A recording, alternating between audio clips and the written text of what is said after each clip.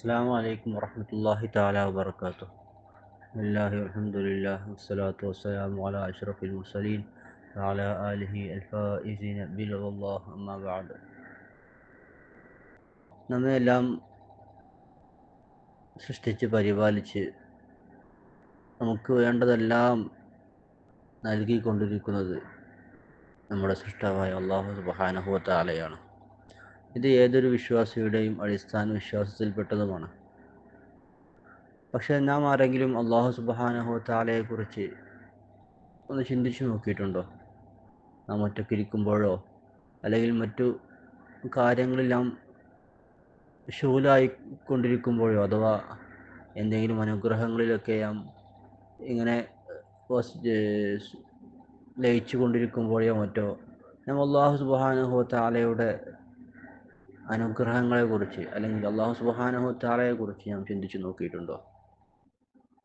നാം എല്ലാവരും അള്ളാഹുവിലേക്ക് മാത്രം അള്ളാഹുവിനെ ആശ്രയിക്കുന്ന ചില ഘട്ടങ്ങളുണ്ട്. അഥവാ നമുക്കെന്തെങ്കിലും രോഗം വരുമ്പോഴോ അല്ലെങ്കിൽ നമുക്കെന്തെങ്കിലും പ്രയാസകരമായ എന്തെങ്കിലും ഘട്ടങ്ങൾ വരുമ്പോഴോ പരീക്ഷണങ്ങൾ വരുമ്പോഴോ പരീക്ഷകൾ വരുമ്പോഴോ ഒക്കെ നാം അല്ലാഹു സുബ്ഹാനഹു വ തആലയെ ഓർക്കും. അത് ആ ഒരു കുറഞ്ഞ സമയത്തേക്ക് മാത്രമായിരിക്കും എന്നതാണ് മറ്റൊരു വസ്തുത. ആ അസുഖമാണെങ്കിൽ അസുഖം മാറിയാൽ പിന്നെ നാം പഴയ പോലെ തന്നെ ആവുകയാണ്. നമ്മൾ അല്ലാഹു സുബ്ഹാനഹു വ തആല വീണ്ടും മറന്നുകൊണ്ടിരിക്കുന്ന ഒരു ജീവിതത്തിലേക്കാണ് വീണ്ടും പോവുക. ഇങ്ങനെ ഉള്ളൊരു ചുറ്റുപാടിലാണ് ഞാൻ ജീവിച്ചു കൊണ്ടിരിക്കുന്നത്. അതുപോലെ തന്നെ ഇന്ന് പലരും ഉംറ, ഹജ്ജ് ഈ രണ്ട് അമലുകൾക്ക് വേണ്ടി ഒരുപാട് ക്യാഷുകൾ മുടക്കി, സമ്പത്ത് മുടക്കി ഇന്ന് വിദേശത്ത് പോയി മക്ക മറ്റേ പരിശുദ്ധമായ മക്കയിൽ പോയി ഹജ്ജും ഉംറയും ഒക്കെ നിർവഹിച്ച് സിയാറത്ത് ചെയ്യാൻ മദീനയിലേക്ക് പോയി ഒരുപാട് ക്യാഷ് ചെലവഴിച്ചാണ് ഇതൊക്കെ അവർ നിർവഹിക്കുന്നത്. ഒരാൾ തന്നെ 2ഉം 3ഉം പ്രാവശ്യം ചെയ്യുന്നത് ഇപ്പോൾ അത്ര സംഭവമല്ല. ഞാൻ പറഞ്ഞു വരുന്നത്, പക്ഷേ ഈ ഉംറകളും ഹജ്ജുകളൊന്നും അവരുടെ മനസ്സിനെ സ്വാധീനിക്കാൻ കഴിയുന്നുണ്ടോ എന്ന് ചിന്തിക്കേണ്ട ഒന്നാണ്. ഒരു ഹജ്ജ് അല്ലെങ്കിൽ ഉംറയൊക്കെ ചെയ്യുമ്പോൾ നാം ആരോടൊക്കെയോ പൊരുത്തപ്പെടുപ്പിക്കേണ്ടതുണ്ടോ,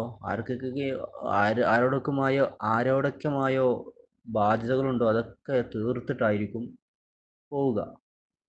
ഇങ്ങനെ ഓരോരുത്തരായിട്ടുള്ള ബാധ്യതകളും അള്ളാഹുമായുള്ള ബാധ്യതകൾ, അങ്ങനെ മറ്റ് സൃഷ്ടികളുമായുള്ള ബാധ്യതകൾ, അങ്ങനെ എല്ലാം തീർത്ത് ഒരു പുതിയ മനുഷ്യനായി നാം ഹജ്ജ്, ഉംറ എന്നീ പ്രധാനപ്പെട്ട ഇബാദത്തുകളിലേക്ക് കടക്കുമ്പോൾ പിന്നീട് അതിൽ നിന്ന് വരുന്ന സമയത്ത് ആ ഒരു പുതിയ ഉണർവ് നമുക്ക് വേണ്ടതാണ്. പക്ഷെ ആ ഉണർവ് പലരും കാണുന്നില്ല. പേരിൻ്റെ കൂടെ ഒരു ഹാജിയാർ എന്നതിനപ്പുറത്തേക്ക് പ്രത്യേകിച്ച് ഒരു മാറ്റവും അവരിൽ നിന്നുണ്ടാകുന്നില്ല എന്നതാണ് ഒരു സങ്കടകരമായ അവസ്ഥ. അല്ലാഹു സുബ്ഹാനഹു വ തആല നമ്മുടെ ഈ ഒരു അവസ്ഥയിൽ നിന്ന് അല്ലാഹു സുബ്ഹാനഹു വ തആലയെ അറിഞ്ഞ് അവനെ മനസ്സിലാക്കി അവൻ ചെയ്യുന്ന ഓരോ നിഅമത്തുകൾക്കും ശുക്ർ ചെയ്യാൻ കഴിഞ്ഞ്, എല്ലാ നിഅമത്തുകൾക്കും ശുക്ർ ചെയ്യാൻ കഴിയാന്ന് വിചാരിച്ച് എല്ലാവർക്കും നടക്കുന്ന കാര്യമല്ല. എങ്കിൽ പോലും കഴിയുന്ന രൂപത്തിൽ അവന് വേണ്ടി ശുക്റുകൾ ചെയ്ത് അവൻ പറയുന്ന കാര്യങ്ങളെല്ലാം അനുസരിച്ച് അവൻ ചെയ്യരുത് എന്ന് പറഞ്ഞ കാര്യങ്ങളൊക്കെ വിരോധിച്ച് അല്ലാഹു സുബ്ഹാനഹു വ തആലയുടെ ഇഷ്ടദാസന്മാരിൽ ഉൾപ്പെടുത്തുമാറാകട്ടെ. ആമീൻ ബിറഹ്മതിക യാ അർഹമർ റഹീമീൻ.